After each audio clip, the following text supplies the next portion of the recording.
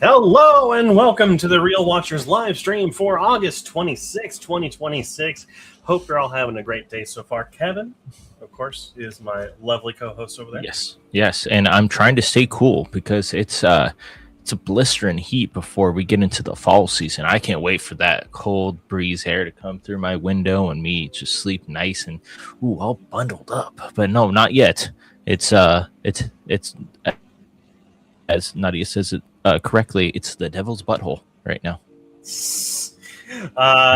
Yeah, it is definitely hot. But if it's going to be anything like last year, it's not going to get cold until December. So no, don't say that. Don't even put that out there. It's going to get cold in October. I'm just putting it out there. It's probably not going to happen, but I'm putting it out there. There you go. Nadia says hi. Hello, Nadia. Hope you're having a great day so far. Great week as well. Well, let's just go ahead and dive into the stories this week. Let's go ahead and start off here. The Attorney General of California and Paramount sat down to discuss settlement talks over their merger lawsuit, but the talks broke down because the Attorney Generals are saying that Paramount leaked confidential information and Paramount saying that they didn't. Who knows? He said kind of a thing going on. Yeah, and the tone of everyone has kind of changed, especially here in California, because we don't want to lose California jobs to another state. So they want to get this settled so that Paramount will stay in California. But who knows at this point? What's going to happen? So what's going to happen? Hopefully it does stay for those jobs, but you never know nowadays. So exactly. Yeah, and unfortunately, two people have passed this week, Tim Curry and Dolly Parton. Surprise today, Tim Curry had passed, and it was yesterday Dolly passed, right? Technically, they were both yesterday, but because Tim Curry's in England, we got the news today. Oh, gotcha. Like okay. Time zone differences, but yeah, really sad to hear that. I mean, I wasn't the biggest fan of Dolly Parton, but she was definitely an icon. And Tim Curry's Tim Curry. I mean, yeah, like we knew of Dolly Parton. It's two ends of the spectrum, pretty much. But yeah, they were both loved people. Even though I didn't really listen to Dolly Parton, I did review 9 to 5. She was in that, so yeah. And her music is in a lot of stuff. So, but moving right along, Ebenezer's early version has done a test screening and scored remarkably well. So earlier this month, Paramount screened an early cut of their film for a test audience in New Jersey. The film scored an 80, which the norm is typically 72. And Johnny Depp scored 86 as a lead, which is way above the 67 score norm. Women over 35, which is the demo we expect most to be turned off, liked him the most at 90 out of 100. Oh, okay. So movie scoring pretty darn well. That's good. Now, I mean, that's just their test runs. So take that with a grain of salt, kind of a thing. Exactly. You need to take it with a grain of salt because anything can change. Things can change. You know, it's not anything set in stone. But this is good early stuff. I like T. West as a director, so I'm really excited to see what this film's going to do. Yeah, and the first trailer looked very good as well. So, I mean, very eager to see how it goes from here. Yeah. Next up, if you didn't watch the Backrooms will be streaming on HBO Max September 25th. I think you and I both say definitely go check this out, especially when streaming on a popular platform like this because it's an A24 movie. So just go see it. It's very good. It'll be exclusively on HBO Max starting September 25th. Don't know about outside the country, but here in the U.S. it'll be on September 25th. HBO Max only. Gotcha. Next up, new studies are showing that younger audiences, particularly aged 18 to 44, are going to the theater more than ever, which is contradicting what a lot of theater owners and people were saying. This is latest test data, probably driven by movies like Iron Lung, Backrooms, and Obsession, but also just a wealth of really good content lately.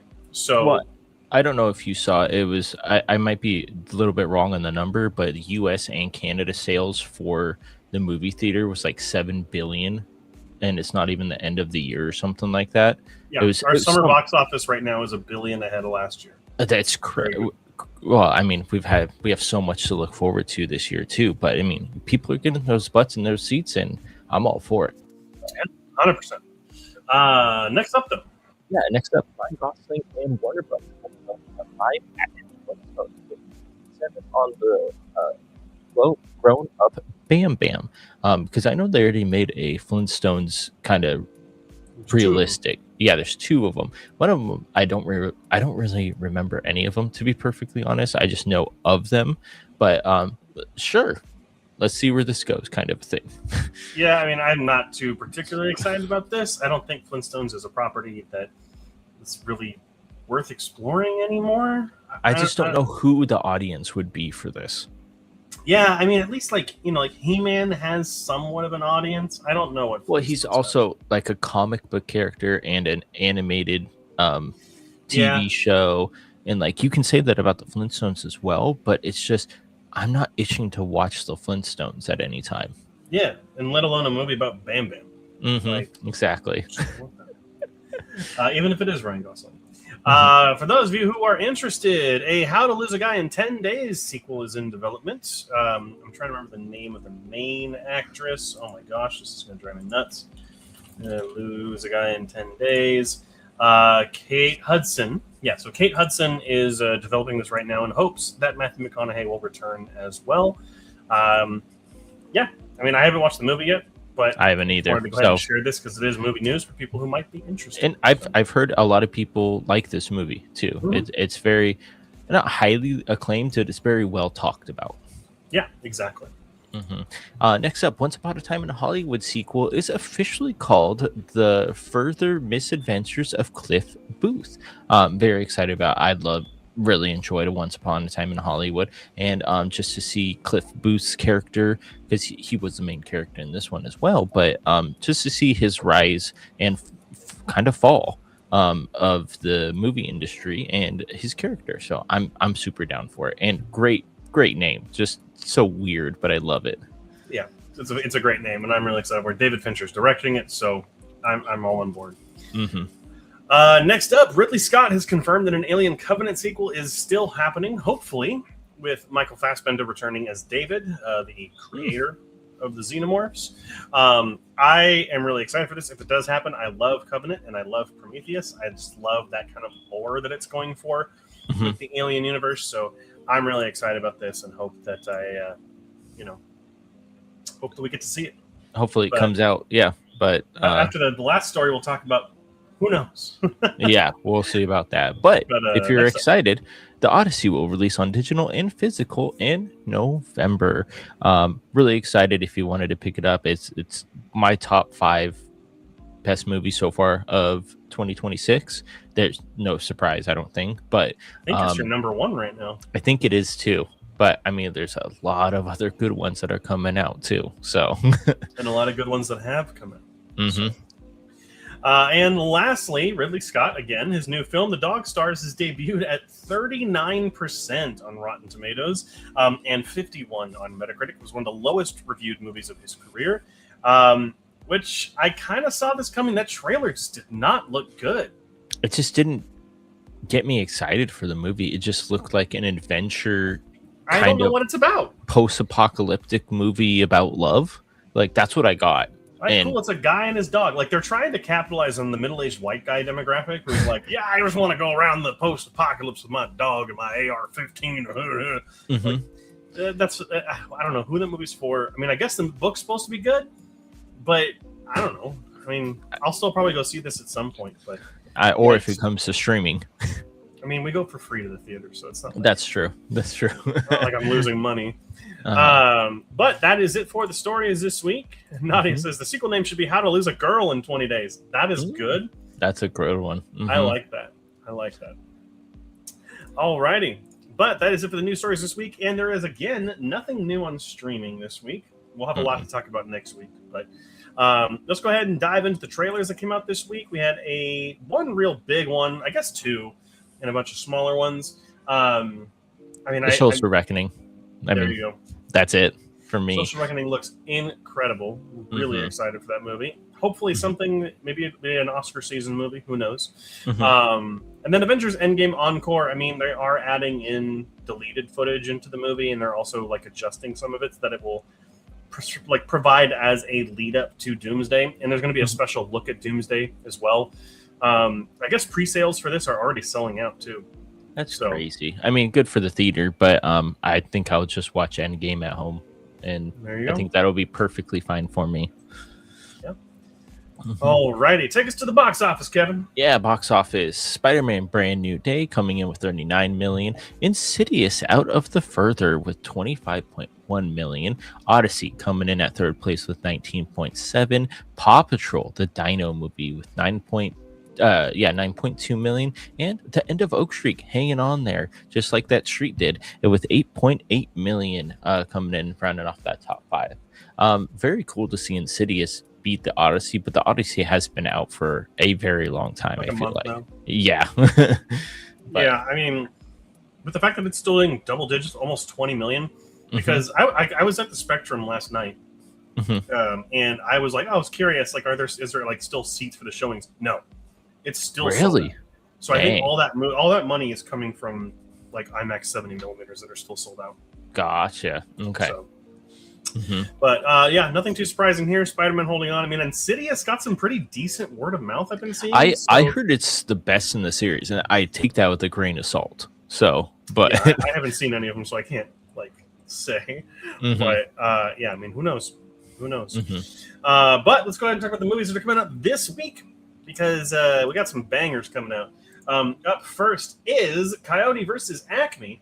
The story set in the Acme warehouse, the manufacturer of anything and everything used by the Looney Tunes characters. That does not seem correct. This is, of course, the animated courtroom drama, animation and live action that they're doing for this movie. It looks fantastic. The reviews are great. Got a 77 on Metacritic. I'm really excited about this. I think it's going to be great. Yeah. I plan on seeing it this weekend. And it should have been published and put out. Just saying it. 100%.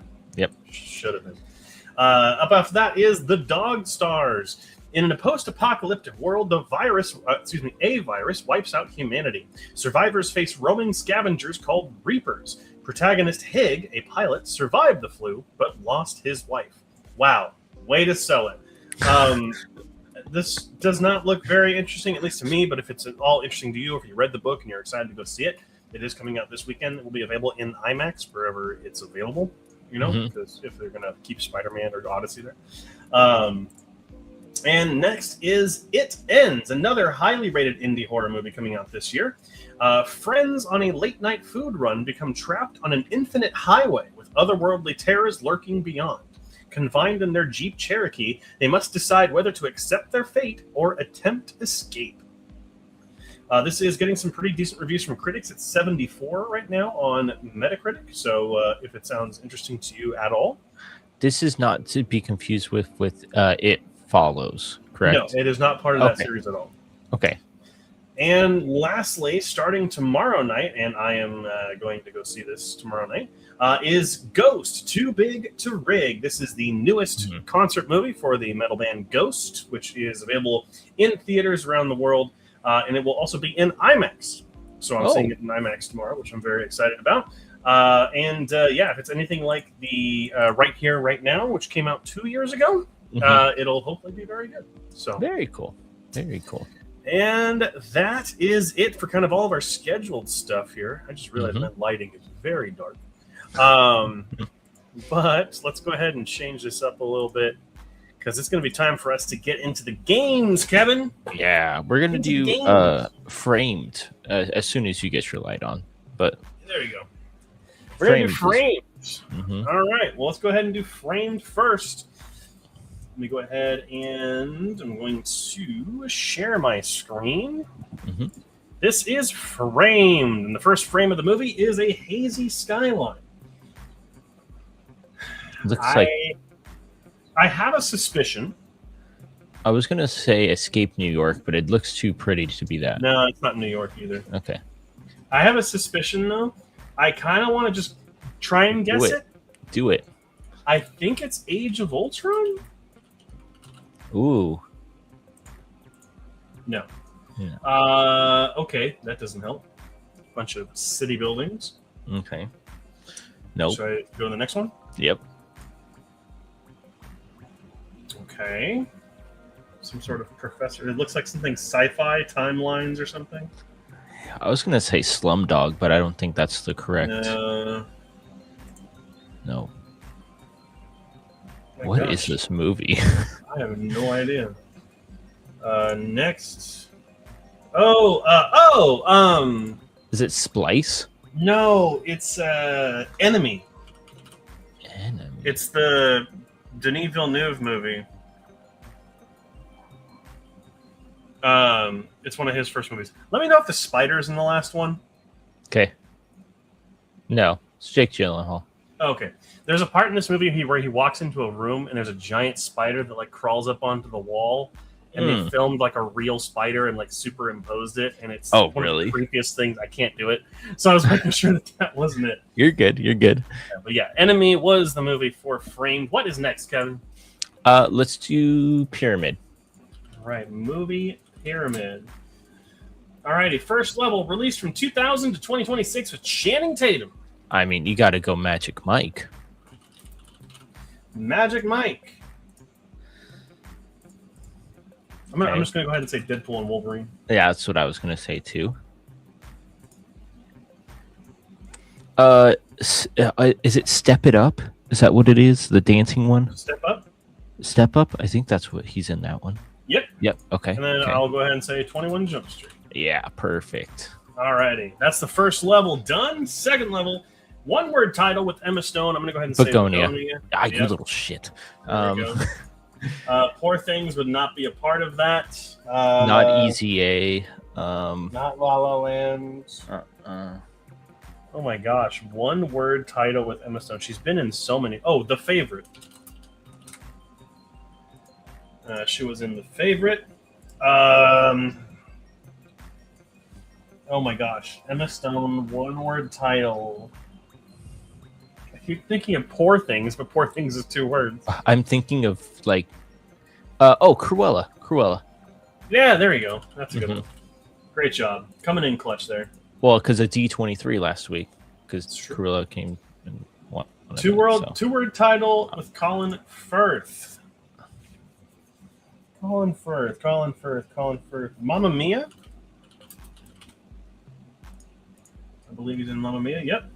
And then is Kingsman? Is there anything? No, they're all over 2 words. Oh. Disclosure Day. No, I didn't see it. So yeah, he was in Disclosure Day. All right, Marion Cotillard and a 3 or more word title. We have 3 guesses. I'm going to go ahead and I'm going to say Lavion Rose. Yay! Nice. We got it. We did it. Let's do squares. Nadia said Zombie Lab. For, one word with... Oh, Zombie Land. Yeah, there we go. With Emma? Oh, yeah, with Emma. Stone. Yeah, I forgot she was in that one. Mm-hmm. Alrighty. Grid or Flickle? Grid. Alrighty. We always leave Flickle to last. I like it. Mm-hmm. Movie grid. We got Philip Seymour Hoffman, Salma Hayek, and Woody Harrelson. We got Philip Seymour Hoffman playing a real person is Capote. Yeah, you're gonna have to deal with that one because I don't know about all those. Salma Hayek is gonna be Frida, and then Woody Harrelson he's been in a couple of movies where he was just in something where he plays Lyndon B. Johnson. Is it just LBJ? Yeah. Okay. Okay. One word title, and then released from 1995 to 2015. The Eternals for Salma Hayek. Eternals, yeah. Mm-hmm. Yes, of course. She was, in fact, in that movie. Mm-hmm. One word titles. Well,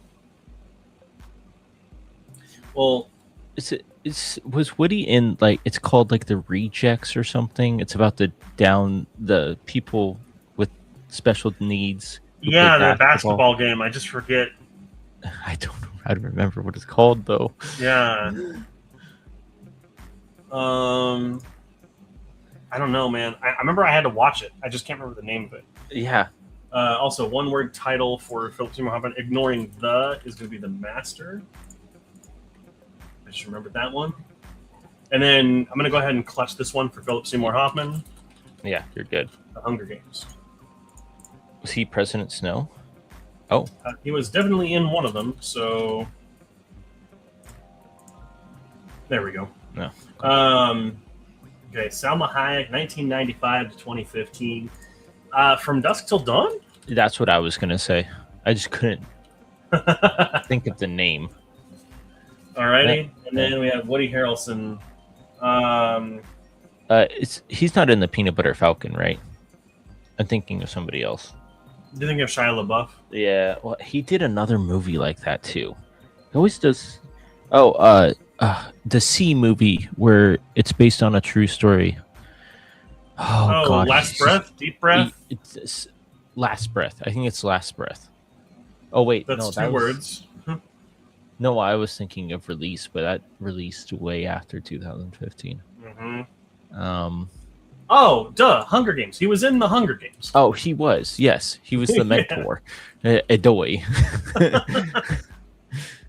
Well, we're out of guesses. We can go for one more. No, keep going, because we can figure it out. It's got to be a one-word title with Mr. Oh my gosh. One-word title with Woody Harrelson. It's right in front of our face. Zombieland. That is true. Thanks, Nadia. Thank you. Yes, it is. I didn't see it in there, but there we go.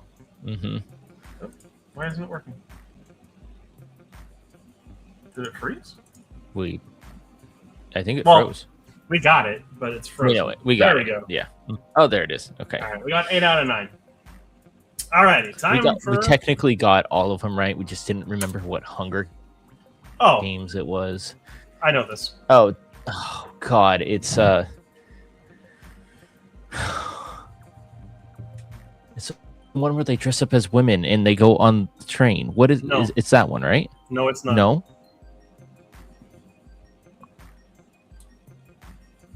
Come on, Kevin. This looks like the ending of that. It's the ending of this movie. Come on. Oh, it's freaking Casablanca. Yeah. It's the music that actually I heard. It's the beginning of a beautiful friendship. Alrighty, one of my favorite movies of all time. Mm-hmm. So, alrighty, it's also just one of the best movies ever made. But alrighty, but let's go ahead and change it up, Kevin. We're gonna go ahead and talk about the movies we watched over the course of the last week. Also, thank you everyone for submitting answers for the game. We try not to look at the chat while we're playing the game. We want to try and get it unless we need help with some. I think last week you needed help with a couple of them. So yeah. But let's see here. I have 1, 2, 3, 4, 5, and you have 2. It's the same exact as last week. Mm-hmm. So I'll do 3, you do 1. I'll do 2, you do 1. Yep, sounds good. All right. So Up first for me is The Mask of the Red Death from 1964. This is an old Vincent Price movie. This is a retelling of the Edgar Allan Poe story about a kind of rich, aristocratic group of people who are kind of secluding themselves in a castle to kind of outlive a plague that's outside their door. And then obviously, you know, death finds a way, just as much as life does. Vincent Price is fantastic here, as always. He's just chewing up the scenery. He is the reason to watch this movie. He makes it so cheesy, and he has these like weird little diatribes about religion, and it's just fantastic. I just wish the other performances in the movie lived up to him. Like, it's clearly they couldn't afford anyone else good, so they but what was really weird to me is the whole aspect that he and his crew are like devil worshippers, because that's not a part of the Edgar Allan Poe story at all. They just kind of wanted to throw it in there. I feel like they just wanted to add it in to make it seem more taboo. But in that regard, it kind of underwhelms but it doesn't lose the core meaning. Like, you understand what the story's still going for, where death is unavoidable and no amount of wealth or power can stop it. But it's still really fun. It's also, this must have been crazy to watch during COVID. Yeah. But it's a fun movie. I really love how they did the reveal of a certain character. I won't spoil anything. And the ending is really, I really enjoyed the ending. It's stayed with me since I watched it. So really recommend this one. You can watch it on Amazon Prime right now for free if you're here in the US. So I highly recommend it. Another movie I highly recommend that is on Prime is The Wicker Man from 1973. Not the one that I saw. Not the Nicolas Cage one. Not the Bees. Not the Bees. Yeah, not this one. With not this one. Not that. But the good one. And I really like this movie because I think when it came out, it was just supposed to be like a shocking movie. Now, not so much. In fact, I think it's the complete opposite. The main character, who is someone who we're supposed to be like identifying with, is the villain here. Oh, okay. And I'm not going to spoil the ending of this movie, but like, he's the bad guy.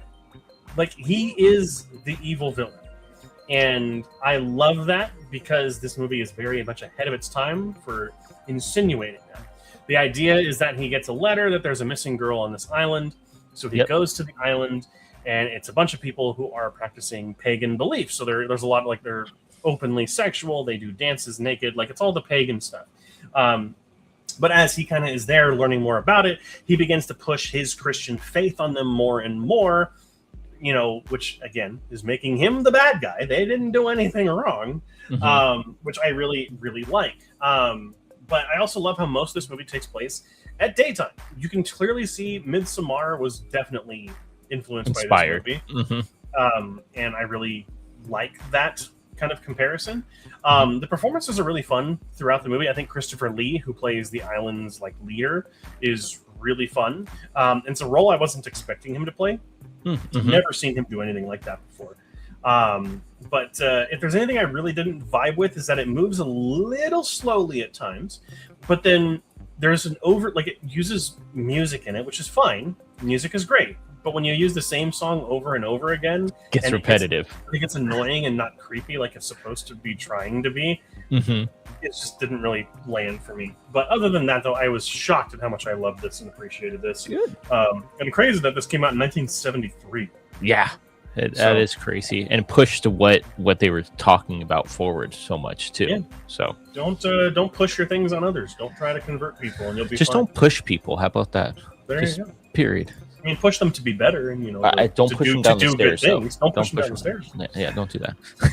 And lastly, before we get to Kevin's first movie, I watched the new Disney documentary, Disney World Builders, which comes to us also from Leslie Iwerks, who's the same director who gave us Disneyland Handcrafted earlier this year, which is a fantastic documentary.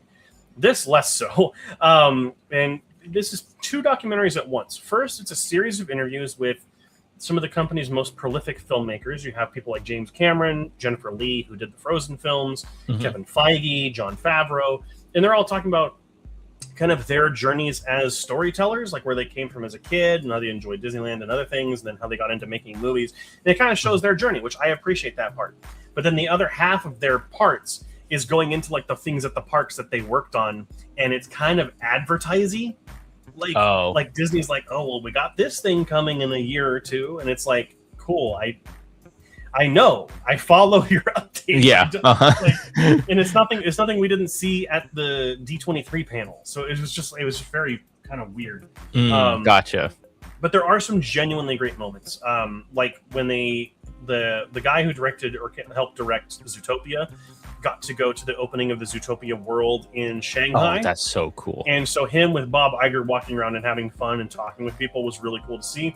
Also, Jennifer Lee, who directed Frozen and created that world, got to meet the animatronic Olaf that walks around. Yeah. And just seeing her emotions overcome her is really special.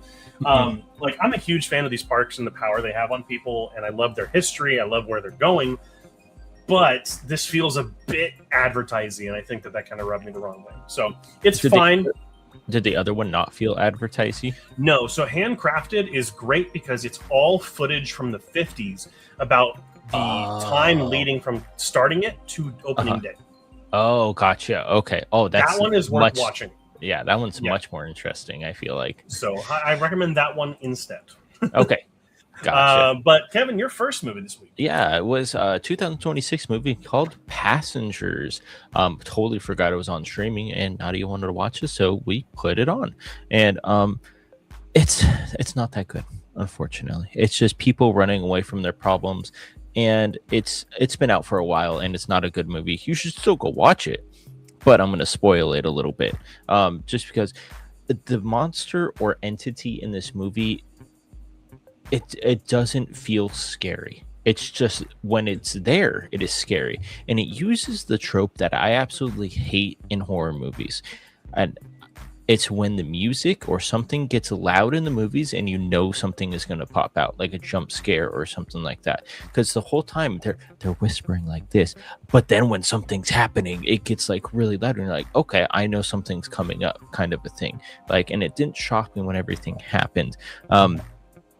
There are a couple of cool scares in this movie, but I wouldn't say like it's very predictable movie. And it's about people who don't want to pay for rent, and they go out on what is it called? I don't want to call it. It's not boating. What is it, like SUVing or something? Camping, camper truck, big camper trucks that they live in. And I wish it was more about the campers finding themselves and meeting other campers that can help them with this entity, but they're not always there. It's just, here's the entity, here's what to do with it, and then that's it. I wish there was more like cohesion between all of them that knew about the entity. So I gave it 32 out of 100. It's just, go see it for yourself, but it just didn't feel my horror crave. Sure, it almost sounds like you were expecting more like a Nomadland but horror. Yeah, exactly. Like a community that gets rampaged by this passenger, but that'd be really interesting. Exactly. But it doesn't happen. Alrighty, so that's Kevin's first movie. My last two here, starting with one of my favorite animes of all time, Assassination Classroom, got a new movie called Our Time, and I went in expecting to hate this because the last movie we got was just a recap of like the last couple episodes with like didn't really add anything new, and I thought that's what we're going to get here again. Instead, though, it's a collection of supplemental short stories, all strung together by this narrative thread of being memories from the class as they're in their last couple of days before they finish they graduate. This setup is great for telling new stories that we didn't get to see in the show. Either they were cut or they just didn't make it. And we get to see characters that are old that we know from the show and we love, but then we also see a bunch of new characters as well who are good enough for their one-time appearance. But you're not like, well, I wish I would have seen more of them. Yeah. However, I don't feel like this movie is necessary. I think it's kind of capitalizing on a bit of a nostalgia for the show, which is like 10 years old now at this point. As a fan of the series, I'm always happy for more. I have a special place in my heart for Assassination Classroom, just because I feel like as someone who wants to teach film, I can learn a lot from Koro Sensei, the teacher, and how I approach potential students. So like this scratched an itch that I wanted to see more of it. I'm happy for more, but I just wouldn't recommend this for someone who hasn't seen the show. You're not going to get it. It's That's what I was wondering when I saw this on here. I'm like, I haven't watched any of the show, so I'm glad that you said don't watch this if you haven't seen the show, because I would be totally lost. Yeah, watch the show first. The show is brilliant. Like, seriously, I love the show. And lastly, last night I managed to get tickets to a screening. We had Teenage Sex and Death at Camp Miasma, which is the new film from Jane Schunbrunn, who got us. I saw the TV Glow 2 years ago, and this movie is visually insane. Also thematically insane, and I feel like everyone in the theater walked away with a different interpretation of what this movie was supposed to mean. Okay. It's a fascinating film. It's teeming with like a horniness and energy that's just kind of hard to resist. It's relentlessly funny and absurd, but also it's like incredibly close to the heart for the filmmaker. Hannah Einbinder and Gillian Anderson are our two main performers, and they're really good here in their chemistry. Oh man, that's some good chemistry.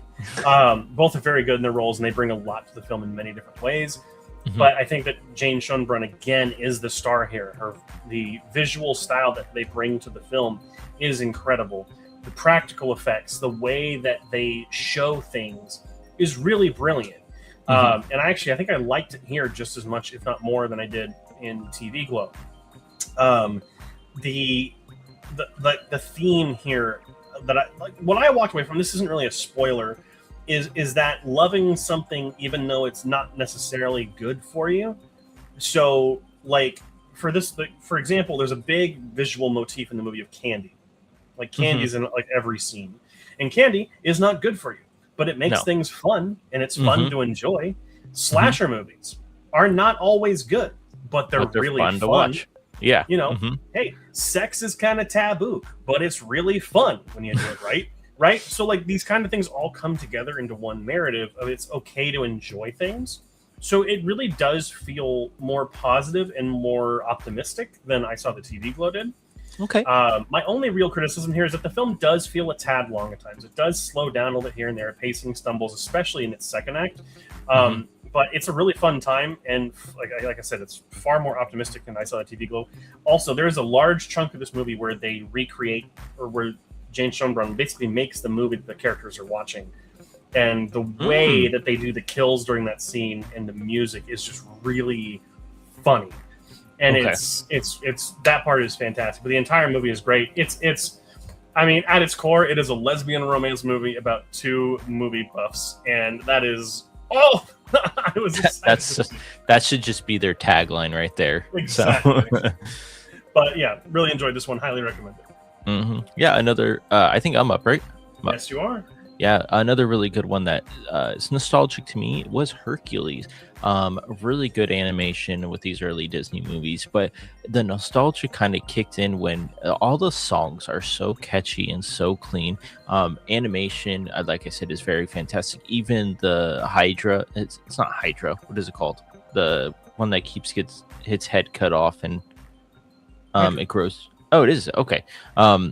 That one looked interesting. They were definitely trying to do like 3D modeling or something like that with that. It still doesn't look half as bad as some of the stuff we get today. So, but I really like the story of him being a god and losing all of his powers. But it's definitely those songs that really kicked it up a notch for me. It's very memorable, and it's nostalgia for me. It's not a perfect movie though. There are some drawbacks to it, but there are some adult funny parts in this movie that I really didn't realize were in this movie as a kid. So I really enjoyed it. 87 out of 100 for me. It's always fun hearing from people who have like a nostalgia for this movie, because like I never liked it as a kid, which I didn't like. I don't really like it as an adult. Like I can appreciate it, but I don't know, the whole, like, I just don't like the aesthetic of that movie. Okay, yeah, that's fine. Vegas thing. People like to roast me for it that I know, that know me. But that's okay. Yeah, it's their opinions. So exactly, everyone has them. Alrighty, but that's it for all of the kind of recreational viewings. Let's go ahead and talk about our wheel spin movies, Kevin. And I never got a score for your short. Oh, I definitely posted. Let me see. I'll look it up on Letterboxd right now. In the Flesh. What's the number? Well, hold on. Profile. You're seeing this first, and 22. out of 100. Yeah, because it wasn't good. Well, and there you I go. think you gave it the same. I think, yeah, you gave it 20 out of 100. So, no, this movie has a lot of, I want to say, Looney Tunes-esque or Tom and Jerry-esque bits to it, but they just weren't as funny for some reason. I didn't like the character at all, him getting home late and he doesn't want to wake up his mom kind of a thing. It would have been really funny if it was like a teenager coming home, but he's like a grown-ass man. Like it's like just go in the front door and deal with the consequences kind of a thing. But no, he tries to sneak in, and the pig's smarter than him. That I thought that was very offensive because pigs are very smart. So but it was still, it just didn't hit like some of the other ones, and it just felt like it was reanimated in some ways, like it was a Tom and Jerry, but then okay, let's put it as a human and as a pig kind of a thing, and it just didn't, fell flat for me, unfortunately. So I gave it a 22 out of 100. Yes. I had to look it up again because I couldn't remember. Yeah, it was not good. No. Unlike mine, which was very good. I did it. That was me. Yeah, The Moon and the Sun and Imagined Conversation. This was a really well animated and well intentioned short that is as much fun to watch as it is to listen to. Really like a conversation between a father and a son. It's let me read it here. Explores the terrain of father-son relationships as seen through the director's own turbulent relationship with his father. It's a mixture of archival footage, family photos, and animation, and it really works. It is the longest animated short to ever win the Oscar for Best Short Film. How long is it? It's about 30 minutes. Oh, okay. So still a short film, but it's clearly made with love, and I do think it's a little bit too long at points, but it's still very good. So I would highly recommend it. It is available for free on YouTube. Nice. If you want to check it out. Next up for me was Clouds. This is a very inspirational movie about a person who gets a musician that gets cancer, and it's terminal, unfortunately. So he has to live his life up until the day he dies, and he only has a couple of months before prom, pretty much. It's his senior year. Absolutely terrifying if that ever happens to anybody. I did like the medical terminology that they were using in this movie, but unfortunately it's such a predictable story movie about finding yourself and doing the things you want to do before you pass, and it's go from A to B to C to end a movie kind of a thing. So it was unfortunately it was very predictable. It is very cool how he has a foundation and helps kids with cancer that you can donate to. I thought that was fantastic, but I unfortunately I've never heard of his song, even though it was like super popular, and I felt really bad for not knowing his song that blew up kind of a thing. But it was still the performances were they were okay. Nothing stood out to me the best, and the cinematography, dialogue was very I don't want to say Disney-esque, but it was very like point blank simple, nothing, no twists, turns, anything like that. So I give it a 62 out of 100. Alrighty. And my movie this week was Matilda from 1996. A nice little family movie about the power of reading and rebellion against tyranny. I never saw this as a kid. Never watched it. Don't think I have either. So never came up. So when it was selected on the wheel, I was excited to check it out. A lot of people hold this movie very dear. And it has a really decent rating on Letterboxd, so I wanted to check it out. And I think it's a good time that I would have enjoyed as a kid. But I think that the flaws as it goes on prevent it from being something that I would truly enjoy. On that note, I'm not too big a fan of the slapstick kind of physical type comedy that it goes for as the movie goes on, as they get revenge on the principal. I think it's a lot better when it focuses on the topics of reading and found family, and like there's ways to do like rebelling against tyranny where it's not just slapstick and gags.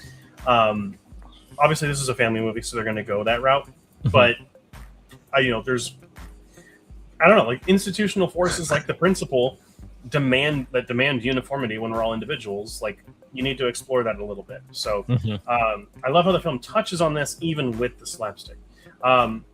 Mara Wilson and Embeth Davidtz are incredible as Matilda and her teacher, and I love their chemistry. The ending of this movie really feels earned, and I would say that I felt kind of lifted. My spirits felt a little bit better at the end of this movie. It is a surprisingly dark movie. which I was not expecting. And I would say that I enjoyed the ending and the first act more than the middle of the movie. But I still think it's a great kids movie with a good message, even though it could probably get a little too dark for younger audiences, like really young audiences. I still think this is like a surprisingly good time. Nice. So, just very cool. A couple things prevented me from loving. But that is going to be it for the movies we watched this week. Had another comment here. It's been a while, but I believe they're married, but they call each other Ma and Pa, which is real weird. Yeah, I mean, if they're into that stuff, I guess, right? No, but it is like a southern rural thing. So it makes sense. But let's go ahead and get to the wheel spin, Kevin, which is where we do what? It's where you guys get to pick what we watch, or we pick movies or shorts for each other. So if you have anything in that you want us to watch, put it in the comments. We'll make sure it is there, and it has to be on Letterboxd for me, because we got to make sure we do all of our movies on Letterboxd and count them at the end of the year. There we go. So that's what Kevin has said. We got Modern Inventions from 1937. This is shorts, by the way. All this and Rabbit Stew from 1941. We got Buckaroo Bugs from 1944. We got Wild and Wolfie from 1945. And we got Leghorn Swoggled from 1951. So those are our shorts. Go ahead and save that real quick. Then we'll go to the wheel of movies.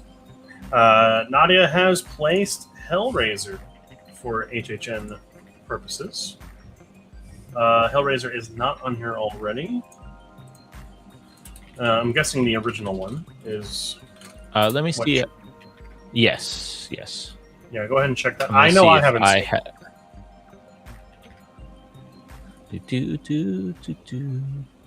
Ooh, I have not logged that movie. All right, well, I have not logged that movie. I know I've seen it, but didn't log it. All right. Doesn't count. Well, Hellraiser's there then. All righty. We'll go ahead and give it another minute or so. Kevin, what are you hoping for this week? What did I get? I got Clouds. Something maybe a little bit more uplifting, because that was a very predictable movie. You know what? Maybe could get, I don't know if the original is in here, maybe a Tim Curry movie. I know I've already seen Clue from The Spin, which was very cool to see, but maybe one of his movies, something like that. But I will be watching a lot of Tim Curry, because I haven't seen Rocky Picture Horror Show yet or anything like that, so that would be cool to watch in his memory. There you go. And I'm always down for anything. So, all right. No other options. Let's go ahead and get the wheel spinning. Kevin, your short is...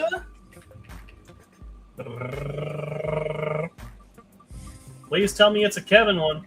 And I believe that it is, with Walkie Talkie Hockey. Oh, yay. That's the goofy one that you watched.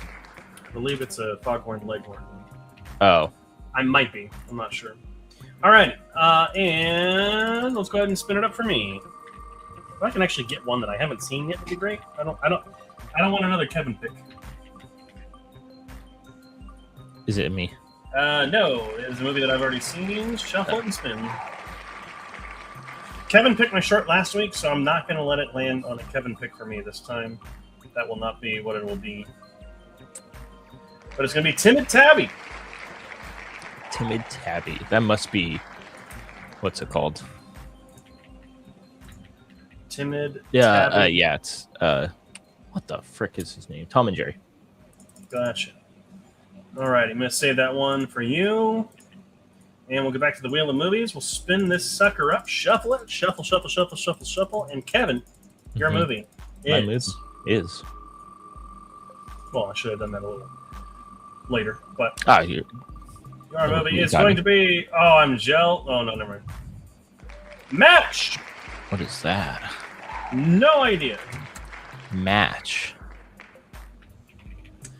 From 2025, I'm guessing. I'm guessing this is the Nadia horror movie pick?